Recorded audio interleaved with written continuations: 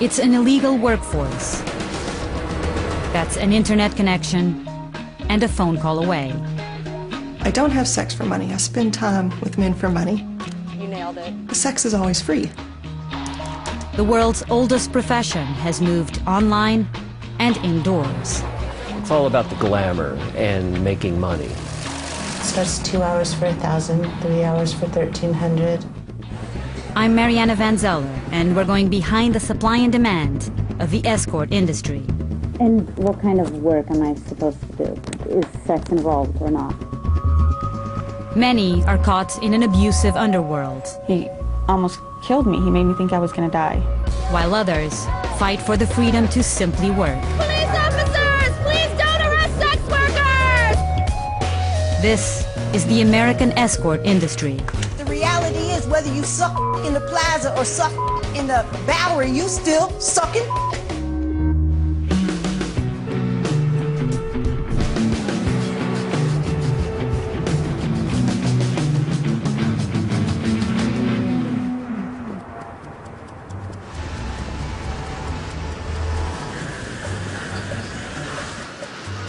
The Las Vegas airport.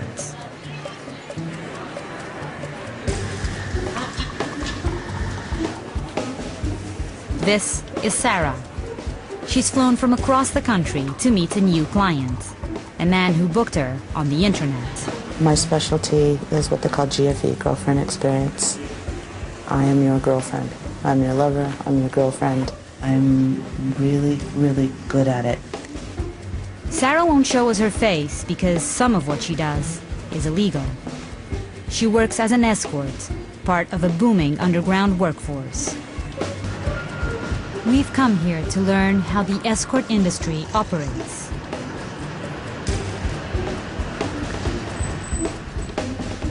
Four hours, 2,400. From the reviews.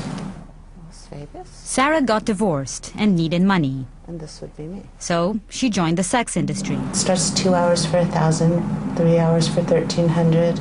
Like many women, she turned to the internet. 12 hours for 3,000, or 12 hours plus breakfast in bed, 3,500. She works independently. No agencies, no pimps. Just a laptop and a cell phone. Sarah is her name. She offers all sorts of different consultations, as she calls it.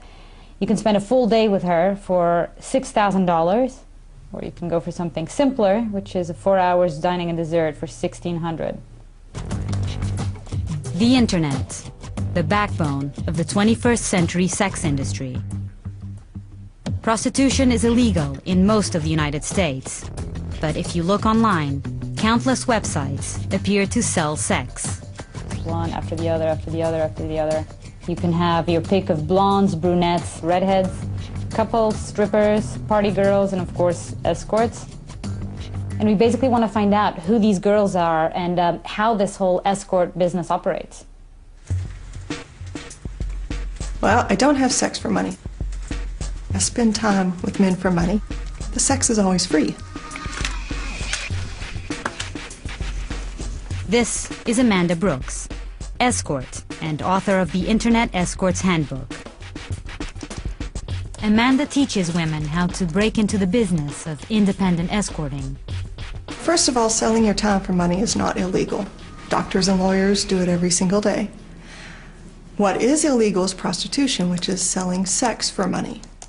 So, no, you can't go and advertise and say, I'll give you a for $50. No, that's totally illegal, and if you get arrested for that, you kind of walked into it.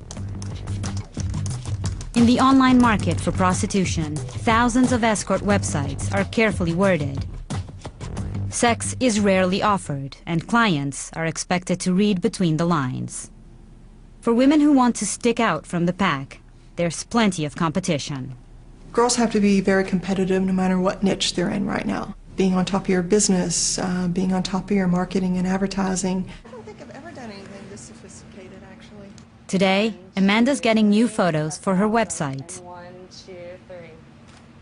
That was beautiful. The demand for escorts is huge, and we're talking the entire gamut. That's beautiful.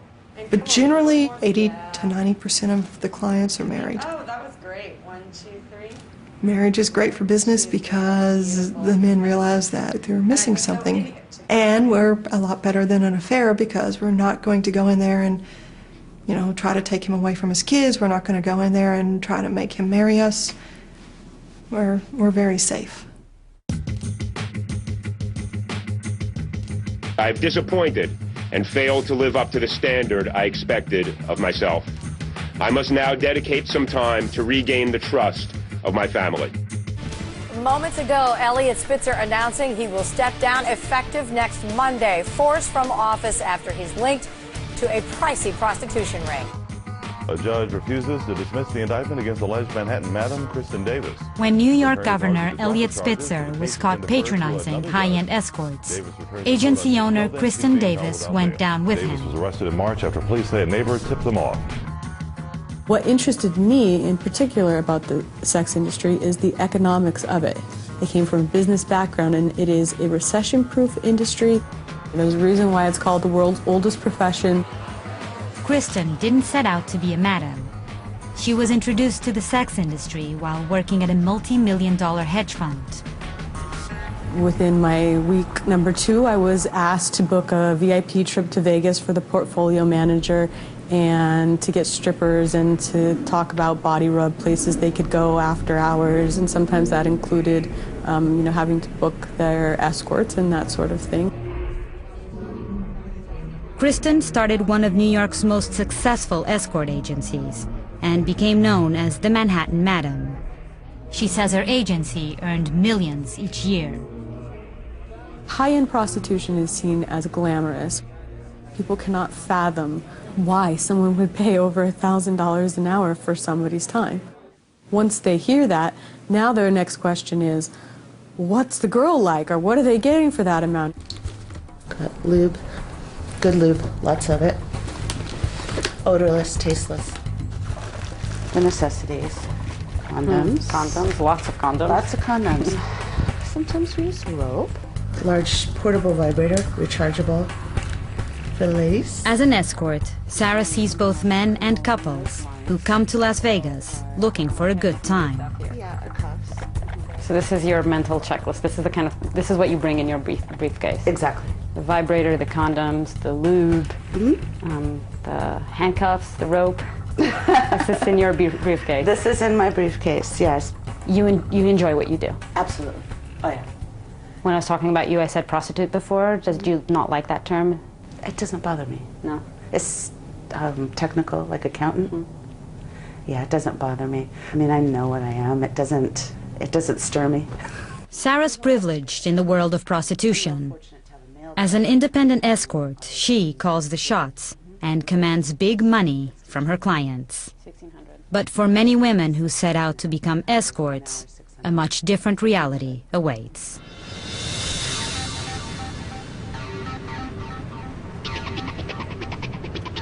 The escort industry thrives in cities throughout the United States, but Las Vegas is ground zero.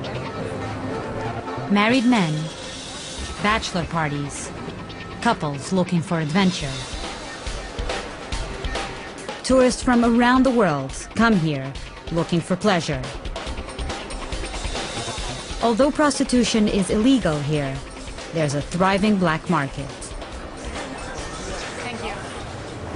So I just walked 2 blocks down the strip, and this is the amount of cards and flyers that I got. I have over 50 here, and it's everything from, Las Vegas girls, full service, fully nude, direct to your room. I mean, it's crazy to think that this is actually, prostitution is actually illegal here. I like the $69 special. Escort agencies send girls to hotel rooms for private lap dances. As long as they don't advertise prostitution, they're protected by free speech laws. An escort agency is legal as long as no sex is involved. The problem is that there's really not any business unless there's at least the implication or the fantasy that sex will be involved. Agencies like these are a cottage industry, booking escorts in and out of hotel rooms for quick turnarounds. The high-end agencies set an unrealistic expectation for everyone. because you look at the sex industry as being glamorous and all of this money and cars and boats and parties and this glamorous lifestyle, and it's by and large, 2% probably of the overall industry.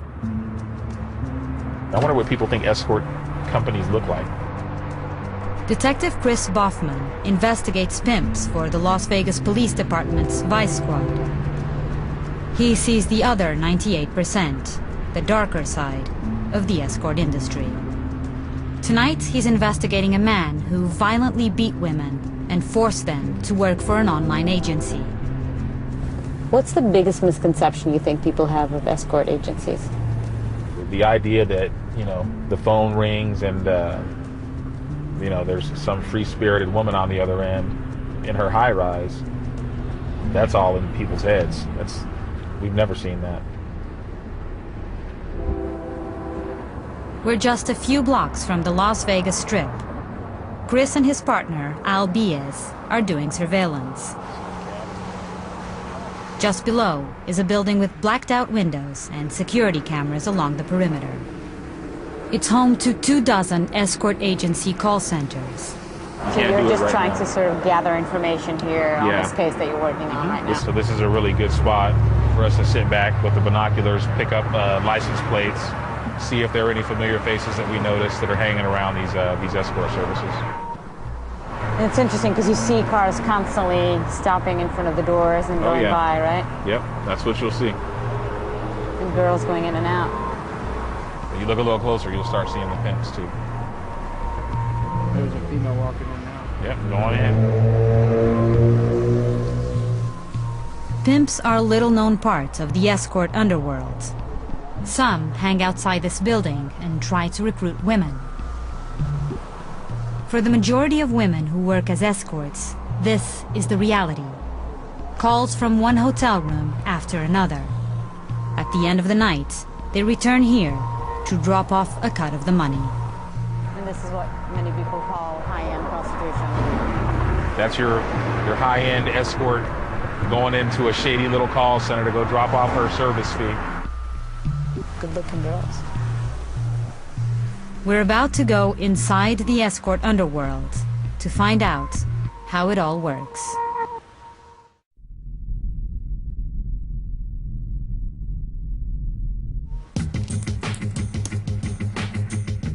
The Internet.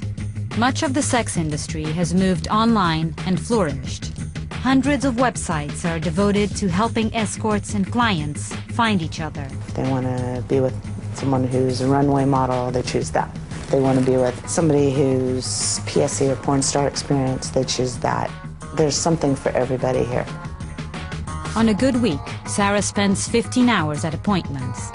She also lies to her family about her double life and says that the risks will make anyone paranoid.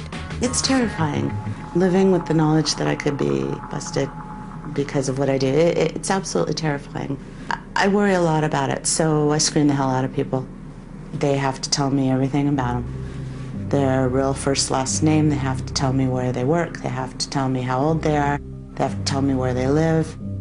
Thanks to the internet, I can tell if they're a real person or not. If they're a ghost, I don't see them. They could be Jack the Ripper, they could be law enforcement, they could be lying about anything. And if they're not completely straight up with me, I don't see them. Tonight, Sarah's meeting her new client. He's passed her screening, so she's convinced she'll be safe. There still is a bit of a risk of violence. But really, anybody's biggest weapon is just paying close attention at all times. And if somebody comes in and something doesn't feel right, you trust your gut. There's a lot of girls that get in and try it. Even the ones that are enthusiastic, they'll get in and try it. If it were easy, everybody would stick with it. It's not. It's just not. Not even at my level is it easy.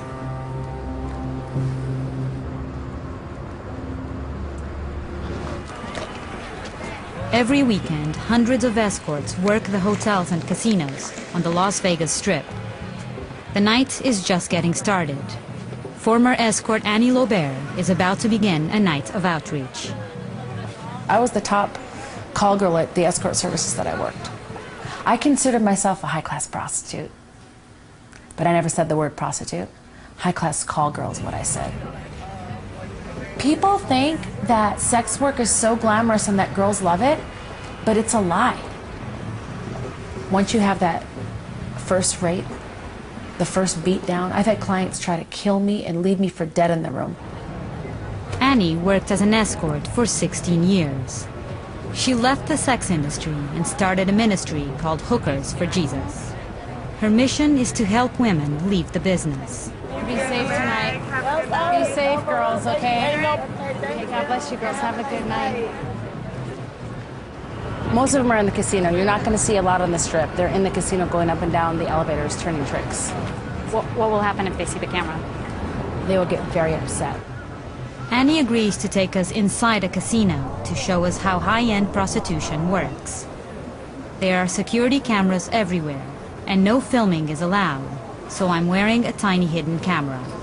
Ready? Let's roll. If I was working still, I would come here because this place has a lot of high rollers. It's one of the higher class casinos on the strip. I see a girl. She's with an older guy. Doesn't look right. She's working. She's probably in her 20s. He's probably in his 60s. It's definitely not her dad. She's Asian. He's a white man. Gray hair. She's laughing and sitting there with that guy like it's like the best day of her life. And she's probably thinking about all the money he's gonna give her. Right there. Oh, right there, they're working. These two girls right there? Oh, wow. Right there. Annie spots two women making the rounds. Hey, girls. Come here. Come here. So what are you guys doing here? You guys just hanging out? Yep. Yeah. Are you guys like watching your back right now? I know the security's not that bad right now. Everything's fine. Yeah. I think But we got these shifts changed. There's a lot of girls that just came out just now. Just be careful. Well, no, I mean I saw a bunch, but I hope you guys like stay safe and everything. And are you guys okay? Yep. Well, thank you. Anyway, you girls have a good night. See you later. Bye. No more than 5 minutes later, the same girls appear to be negotiating with several men.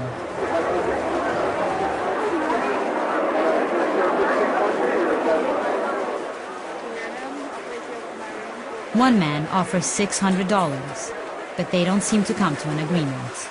Soon after, the girls move on. Do you think the casinos know that this is happening? Yes, absolutely. And why don't they do anything to stop it? If a man loses $100,000, you're gonna want to comfort him, right? Send him a girl, take care of him, woo and coo him, send him some alcohol, so when he wakes up, he'll pull out another $100,000 and gamble it at your casino. You gotta keep him happy. We contacted several casinos. They all said that they don't support illegal activity, and employees could be fired for promoting prostitution. Don't let the casinos fool you with their nice security systems. There's people on the take, all over the place. Think about it. Everybody was on the take that I knew. The valet drivers, the cab drivers, the limo drivers, the bartenders, the hotel concierge, the host, casino hosts. You name it, pimpin'. Pimps are all around us. What's it like to go on a call for one of these agencies? They sell you. They sell you like a piece of meat. You know, they just don't say it in those exact words. Miss America? This woman worked as an escort until very recently. She's a single mother, so she's asked us not to show her face on camera. Is that okay? Yes. The agency she worked for was in the same building I visited. If I went in there and I said, look, I'm interested in the escort service, I want to sign up, I want to work for you guys, but I don't want to have sex. They just might not ever call you. I mean, if they go as far as hiring you, they just won't call you. They would just never call me. Yeah. Nobody's going to pay thousands of dollars for a striptease to see a boob or something. So how many calls were you getting a day? I'd say about like 15 calls I worked until 5 a.m. I was running crazy up and down the strip to all these casinos. Like, I started working that much when I met my guy. Pimp, you mean? Yeah. He knew the owner of the escort agency that was part of his sweet talk. So he got me what was called being a priority girl, which was being the top 4 girls escorts to get called out. Like, it's like being an A-lister. Why did you stop? It became physical, and he was abusive. You were pimp? Mm-hmm. He almost killed me. He made me think I was gonna die. Like, he grabbed me by my neck and dragged me all the way across the room and slammed me on the ground and just kept kicking me. And why? Because I said no. Because he wanted me to go somewhere and I didn't want to go. How many girls do you know that don't have a pimp and are in the escort service? I only met like 2 the whole time. Out of dozens that you met? Oh yeah, hundreds of girls.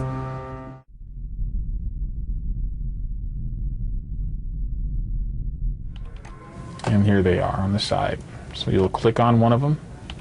Vice Detective Chris Boffman works on the Las Vegas Vice Squad's pimp investigation team. This file is about a case. The pimp investigation team just closed a case on a man who was trafficking women through high-end agencies. He lured a woman to Las Vegas by promising to get her a job as a dancer. But then, he makes the pitch. You can work for me. I'll set you up with dates with really nice gentlemen. You do whatever they want for money. But when you're done with that money all has to come back to me, and then I'll take care of you. And these dates would go through escort services? Yeah. Here in the city? Yeah. This is the 911 call. Hello, 911. You're fine. Here, I'll help you leave. I'm not touching you. Come here, listen. Listen. I'm not. Please don't. I'll come and kill you, okay? Okay, I'm moving. Goddamn. I'm not doing nothing to you. Where are you at, ma'am? Hello? Oh, wow. Hello? What happened? What happened after this? After this, she managed to fight her way out of the apartment and get down the stairs all the way to security. It was through this 911 call that you came about this case? That's how we got the case. Yeah, that's how we came on to learn about the individual that we were. So these are all photos that were posted on actual on escort sites, exactly. But they were actually all working for him. The money was going to Money goes him. back to him, 100%. So why are the girls doing it? I don't understand. You just heard the 911 tape, right? Why would someone do it? If he threatened to cut up this girl's face and she wasn't even working for him, imagine what he's doing to some of the other women. Do the escort services themselves know that there are pimps behind these girls? In my experience, they do. They know who the girls' pimps are. They'll say that we don't know anything about that. We make them sign a contract saying that they can't have sex when they go on their dates, but they know exactly what's happening.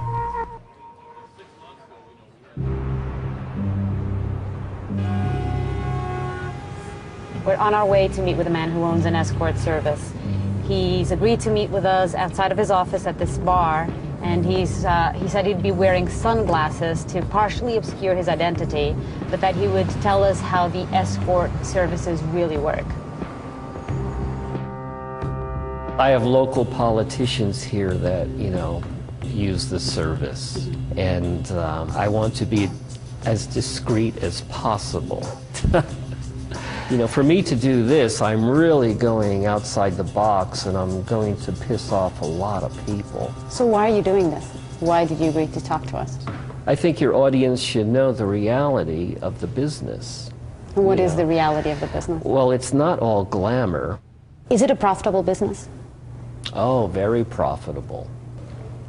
Modern technology has really increased my business. When somebody wants to see pictures, I can do a little sideshow. Well, this is what we have on the menu tonight. She's beautiful. Yes, some are really beautiful, and some are not so beautiful. But the customer can pick, and these are real pictures. She's very popular. Men have these instinctual drives, base instincts, and they have to be satisfied, Okay? So basically what you're saying is that this is prostitution. There may be things that go on that's none of our business. Wink, wink. But the girls sign a contract, and we do not solicit prostitution, period. I cannot emphasize that enough. A lot of people have told us that the vast majority of these girls are actually working for pimps through these escort agencies like yours. Okay, that's very true, and I just cannot stand that part of the business. A lot of girls come to work with black eyes, for instance. Because they've been beaten by their pimps? Well, that's the assumption, you know. Getting beaten up is very common. There's a lot of drama in the business, but the unfortunate fact is that they all have men, and I need to make money. So what am I going to do? I need girls. Look at me as a broker of commodities, and the females are a commodity. I'm doing a service, not only for men that have these desires for entertainment, but for the girls. So it all works out, a nice little family network.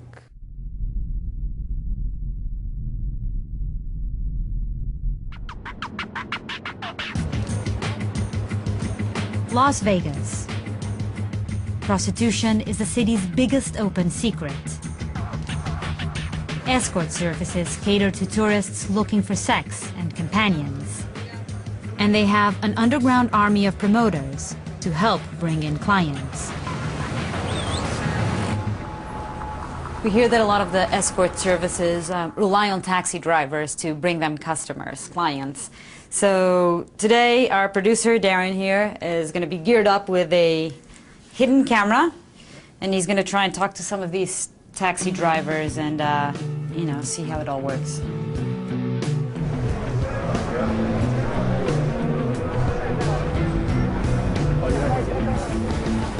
How you doing? Pretty good. What's going on? Busy night tonight, huh? Yeah, it was good. Hey, can I ask you a question? Do you know how I could go about getting a lady? Girls? Yeah. Do you know how to go about getting a lady in this town? I do. You know, there is some agency they can send you girls about this straight to your room. Okay. Yeah. And the girls, what do they do? Anything? They start doing like they're doing in a private room at strip clubs. Oh, okay. But some of them they do more. You know what I mean? Yeah. Escorts. They come to your room. They'll work things out. Is this a definite for sure thing? That's a definite thing, if you will. Yeah, just call that number, then I'll ask you for a reference number. Just give them that number. Okay. Full service? Yeah, you just don't talk, you know what I'm saying? Yeah. Because it's new entertainment to your room. What the girl does after, it's not the service. You know what I'm saying? Right. You know what I mean? You know what I'm saying? One driver after another. Cards and brochures for escorts with a reference number at the bottom. If a call goes through, the driver gets a cut for steering clients to the agency. Go ahead and call up that number and say, yeah, 22589. Go ahead and I'll take care of it. Great. Taxi drivers can lose their jobs for getting kickbacks from the agencies. All of the taxis here have security cameras for safety, so this driver steps outside. When you call, you have to make sure you're in the room, you know what I'm saying? Okay. And then he makes the pitch, but not for an escort agency. What do you think about her? I drive her.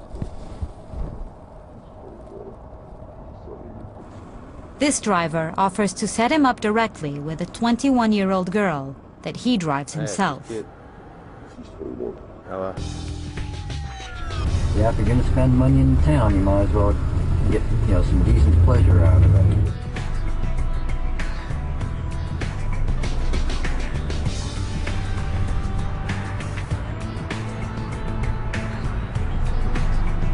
In Las Vegas, an entire underground economy profits from the illegal sex industry. But those who have sex for money are considered a criminal class, and they take on the most risk. Sex work in all of its glorious forms will never go away. I hope it never goes away because I'd be out of a job. This is Jenny, graduate student and sex worker.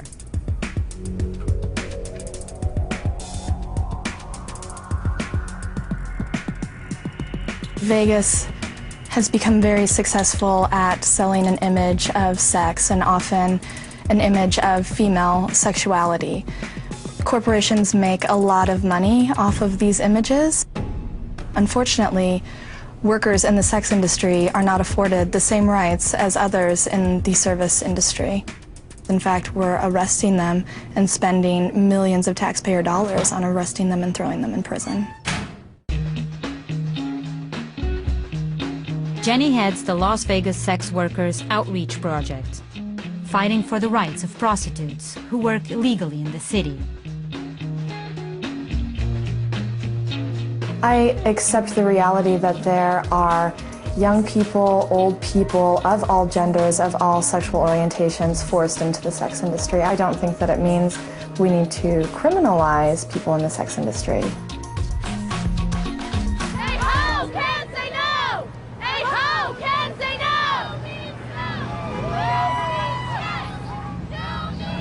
This is the Vegas Slut Walk. Hundreds of activists have gathered on the Strip to protest sexual violence. The provocative clothing is part of the message. Be nice to sex workers! For countless illegal sex workers, rape and sexual violence are common. If a woman is raped, she's asked if she's a whore. If a whore is raped, she's asked, what did you expect? As if selling erotic services somehow meant that she couldn't actually be raped. People in the sex industry who are working illegally are not able to go to law enforcement when they need help. For instance, if a customer becomes violent, they can't go to law enforcement and ask for protection. Police officers, please don't arrest sex workers! Thank you!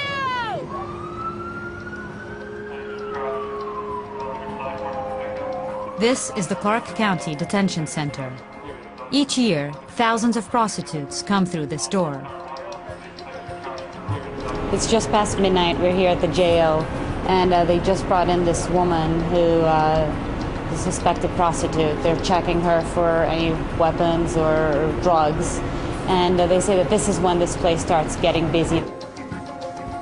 By the end of the night, if there are double squads working, or depending on how many detectives there are out working streets or enforcement, by 3, 4 in the morning, this whole back row could be full. Vice detectives routinely arrest prostitutes in undercover stings in hotels and casinos. But the escort services are more difficult to target. The problem with the escort services are, one, how do we prove that these guys know that this is going on? Because they'll tell them, oh, you're not allowed to have sex. And they will hide behind their little flyers and their waivers and the fact that they're that they have a general business license in the city. But they know what's going on. They all know. Not just in Vegas, but you name the city, they know.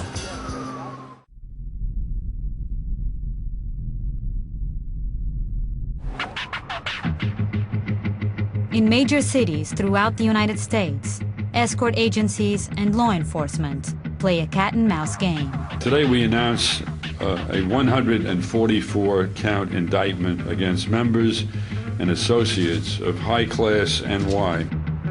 In New York, an alleged high-end prostitution ring is busted. Authorities believe high-class NY made over $7 million in 3 years, providing escorts to Wall Street bankers. Some clients spend more than $10,000 in a single night. The owners and the prostitutes all face charges that could land them in jail. But the clients, so far, they've gotten off clean.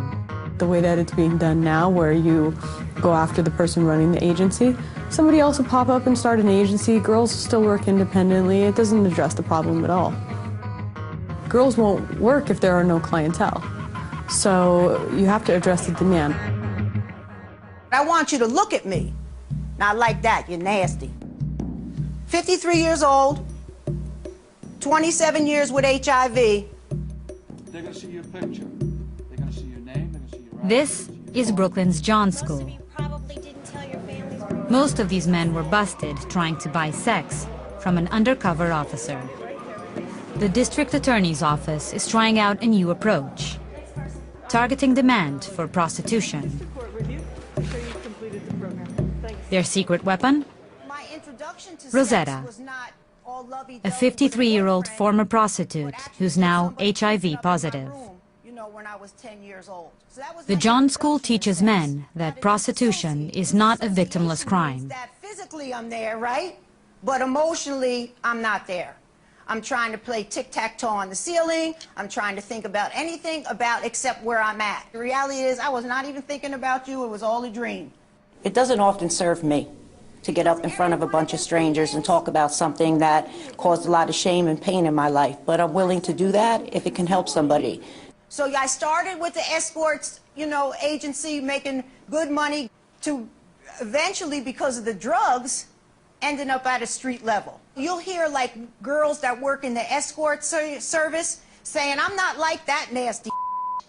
You know what I mean? I work in the escort service. I'm not on the street giving head for $20 or $15. And they put each other down. But the reality is, whether you suck in the plaza or suck in the Bowery, you still sucking.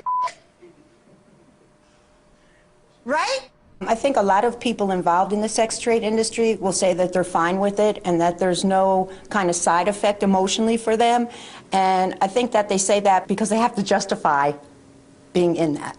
But what else would she say if she's still doing it? So I do think there's sex workers that do it because they like it. In the beginning, they're in the honeymoon phase. They're lying to themselves.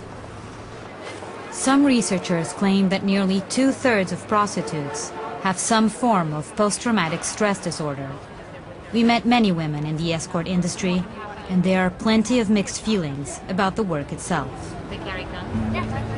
You don't know if it's going to be a good day or a bad day. Paranoia, low self-esteem, fits of rage, massive depression. There's voices in your head that say, just end it. You're just an ex-prostitute. You'll never be anything but a whore. What did it feel like the first time you had sex for money? I had to get drunk. The very first time it was just gross to me. I just remember just feeling disgusting. I think that many sex workers experience some kind of psychological effects from the job, but I think that those effects are mainly because of social stigma and whore stigma and people shaming them for the work that they do. You just have to learn to deal with it in your own individual way, and some women never learn and some do. Some shut off the emotions completely, which I don't feel is healthy. But if you're getting hurt all the time, it's not healthy either, and it's probably a sign you need to reevaluate whether you want to be an escort anymore or if you need to change the way in which you approach it. It can be tough, yeah. It's 2 a.m. Sarah's returning from an appointment with a client. I feel exhausted, tapped, completely tapped. There is an expiration date for how long I feel I can do this. I do think that there's going to come a time that my allure just wanes, and it's inevitable. Not being able to do this does scare me because it is my profession, and there really isn't anywhere else to go. Tonight, her client left her $1,600 in an envelope. Men come and see girls like me because their wives are not having sex with them. It's really that simple. Part of why we do well is because we are able to keep secrets.